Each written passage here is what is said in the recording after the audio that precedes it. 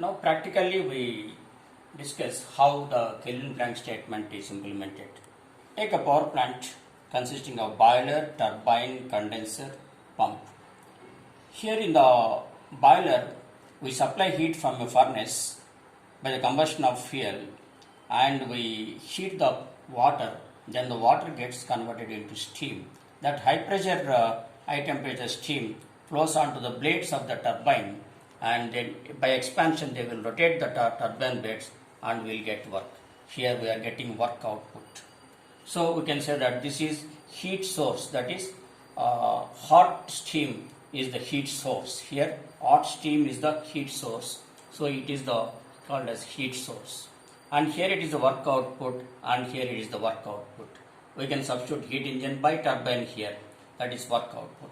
Now after expansion on the turbine, the steam, low pressure steam, low temperature steam will come to the condenser, and here to circulate the water or to circulate the water into the pump, we have to condense the steam into water, and then in the condenser tubes cool water will be flowing that cools the hot steam, and hot steam rejects heat to the surroundings. So here the steam is rejecting the heat to the surroundings or low temperature sink or atmosphere. Then that water will go to the pump, and the pump pumps the water or increases the pressure of this water, hot water, and supplies to the boiler, and the cycle repeats here. Again heat is supplied from the furnace, we get hot steam which is called as the source, and we get the work from the turbine, it is called as the work, and we remove a certain amount of heat from the steam is removed to surroundings, and here we are removing the heat to the surroundings. Then the working fluid will go to the pump, and here we are compressing it, and it is going like this, and the cycle will be repeated. It is the heat source, it is the heat sink, and it is the work output. Definitely this work output is less than heat supplied because part of this heat supplied is rejecting to the surrounding atmosphere. In order to pump, here we are converting steam into water.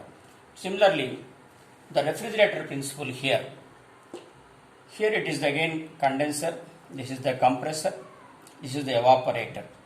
The cool refrigerant here absorbs heat from the products placed in the refrigerator.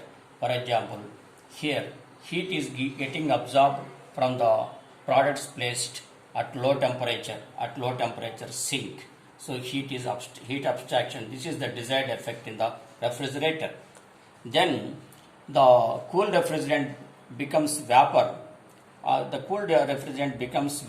Because it absorbs heat from the products, and that refrigerant vapor goes to the expansion valve. This is called expansion valve, where it is cooled. It is cooled in the expansion valve, and that is after expansion it goes to the condenser, and then here it is in the condenser, it is rejecting heat to the room or air. That is vapor refrigerant is rejecting the heat into the room or air in the condenser, and then again that vapor will go to the compressor, and in the compressor it gets compressed, pressure will be increased, and again that steam that refrigerant will again go to the evaporator. Here again it absorbs heat from the refrigerant. Remember that it is the abstraction of heat from low temperature sink, and it is rejection of heat to the room or air. Abstraction of heat from low temperature sink and rejecting heat to the high temperature. Remember that that evaporator temperature will be less than the room temperature. Therefore, it is called as low temperature sink. This is called as high temperature. So, this low temperature area, high temperature area. And for transferring heat from this low temperature to high temperature, there must be some work input into the compressor. If the compressor is not there, if the compressor is not working, we cannot transfer the working refrigerant. We cannot transfer the working fluid, that is refrigerant, in the circuit. So, for the circulation of this refrigerant, there must be some work input into the compressor.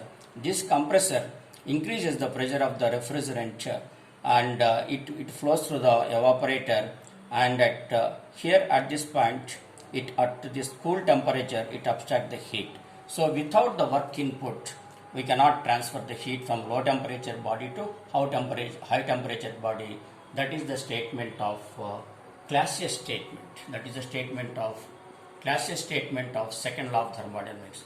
Without work input, we cannot transfer the heat from low temperature body to high temperature body.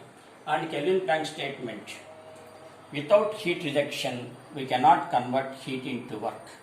If to get some work output, part of heat supplied is getting wasted or rejected, and the remaining heat is utilized to get work output. These are the examples, practical examples of Kelvin-Planck statement and the classius statement. Because of this second law of thermodynamics, now this industry, that power plants as well as some heating process as well as refrigerators and air conditioners, they are being designed and developed only based on this Kelvin-Planck statement and classius statement. So these are the most fundamental principles which are implemented into practical devices. So this is about second law of thermodynamics. In the next class, we go to some problems and reversibility and conditions of reversibility. Thank you.